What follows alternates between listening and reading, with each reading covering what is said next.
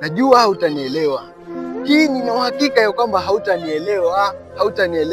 Lakini wacha nikwambie kitu kimoja. Usichokijua wewe ni kwamba mimi ninapambana zaidi unavyopambana wewe. Ninapambana zaidi unavyonifikiria.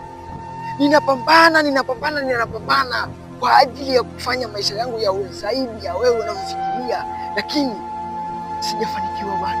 Lakini sio kwamba mimi ni mjinga. Hapana. Sio kwamba mimi ni mzembe. Hapana.